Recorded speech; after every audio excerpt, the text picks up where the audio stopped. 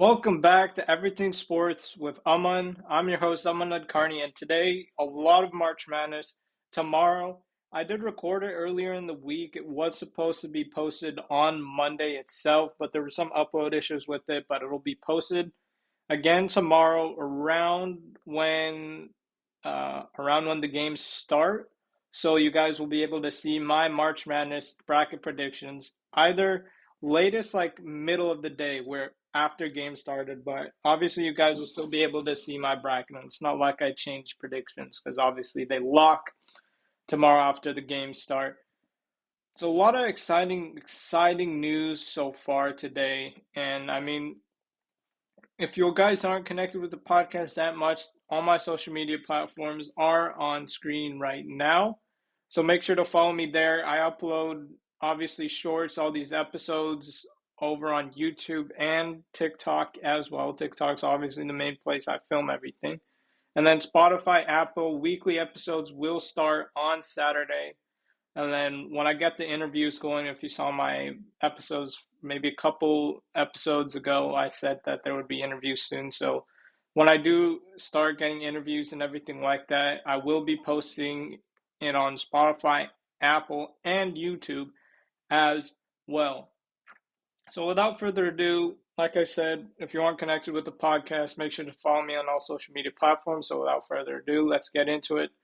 UNC San Diego State, it was just a complete destruction by UNC. Many people, not many people, but there's some people that thought like, could this be San Diego State's kind of like Cinderella run? Like they had one year. It was the year FAU, I believe, went to a Final Four. Obviously, UConn ended up winning the past couple of years. And so I just feel like San Diego State, they were hyped up, but maybe UNC is that 11/6 upset. Like I know they're struggling. I know they like 1-2 against 1-12, sorry, against quad one teams in like actual competition. They did they did have a great schedule, but they didn't win the marquee games. But I feel like anytime like fine, maybe they shouldn't have been it. They probably shouldn't have. But in that same vein, when you see how they played against San Diego State, could it just be like a one-off game where they're on fire? Probably, or maybe. But I feel like just because they won so convincingly, I feel like a lot of people, maybe myself included, will have them making it past the first round, even though they didn't deserve it. And in my opinion, like I try not to put opinions on this podcast because I just love just talking about sports itself rather than my opinions. But I feel like maybe UNC should not have been let in. But now with their statement win against San Diego State, I feel like I guess it was warranted in a way, or the committee made it perfect in a way because they dominated San Diego State, and now in the first round, people might doubt them, uh, me as well. Like I'll doubt them still, but I wouldn't be surprised if they make it past the first round, second round, maybe a Sweet 16 type of run. I'm not counting on that. I'm probably not picking a Sweet 16 run, but I feel like after the San Diego State like destruction, I feel like many people are going to pick them past the first round. And I'm just pulling up my bracket here just to look at the matchups now. And yeah, it's North Carolina, Ole Miss. So perhaps maybe a favorable matchup for UNC. And so Ole Miss, like if we're just looking at stats, obviously in March Madness, if you fill out a bracket, I'm in my second year of college now. I started filling out brackets when I was in seventh grade, and stats, they're just stats. Like for some reason they don't matter. If you like the mascot, go with the mascot. It's just that type of situation. But when you look at stats, just in terms of their opponents, Ole Miss has a net ranking of 28. UNC has a net ranking of 36. UNC's winning percentage is 63 and 68 for Ole Miss. They do rebound better than Ole Miss.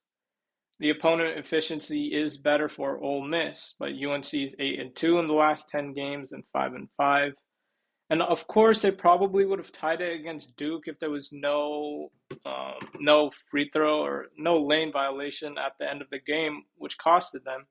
But at the same time, like they lost to Duke without Cooper Flag. I feel like Duke obviously had their tickets punched to the tournament uh, before Cooper Flag went down, and it was just a matter of like where they placed Duke had they lost the ACC championship. But even without Cooper Flag, and I feel like this is why I feel like Duke is my championship pick because there's a Duke dilemma every year they're in the tournament. Doesn't work out. The years I picked Duke, they lost. Like Kentucky was my championship team last year. Obviously, Oakland, Jack Golke, March Madness legend. March Madness legend cooked, absolutely cooked Kentucky. And so, in terms of Duke, I picked them. That was the year Michigan State beat Zion, RJ Barrett, and Cam Reddish. And I don't think I've picked Duke since for the same reason, but I feel like they've just been too dominant. I think Tom Izzo is going to coach Michigan State right. Do they? I think they make it to the final. Again, I might change that as well. You'll see like the final video and everything tomorrow when I post it, either before the games or sometime during the games when they start. But I just feel like Michigan State, Tom Izzo is coaching there. Obviously, Florida has been a great, great team. I feel like Florida, Duke, Bama, they're like pretty much the most, not most, but they're like popular picks I've heard. Obviously, Auburn's the 1 seed in the South region. Duke is number one in the East. Houston, Midwest. Houston's another really good team, and I mean, I have Gonzaga. First of all, when beating Georgia, it is an 8-9 matchup, but I just feel like Gonzaga, obviously not as dominant as their other years, but again, March Madness, it's just you. I have a feeling this will happen. I have a feeling that'll happen. That's what happens in a lot of these games. Like if you pay too much attention to the stats, if you make stats hold too much weight when you're choosing these matchups in March Madness, I don't think it's really going to end well, to be honest with you. But as you will see when I was recording, I pay attention to some stats, but then there's a lot of I got a feeling. Type of matchups. Like I picked UCLA is a 7/10. Like obviously that's not an upset, but I said like VCU would beat BYU just because I don't like BYU. They beat SMU in football. Uh, for the same reason, I have McNeese. A lot of people do have this as an upset, and actually, if I look at the stats, it actually favors McNeese, or however you pronounce the school's name. I say McNeese, but I picked against Clemson because they beat SMU in football, and that was my only explanation, pretty much. But then I feel like Kentucky. So as of now, I have Gonzaga making a Cinderella run to the Final Four.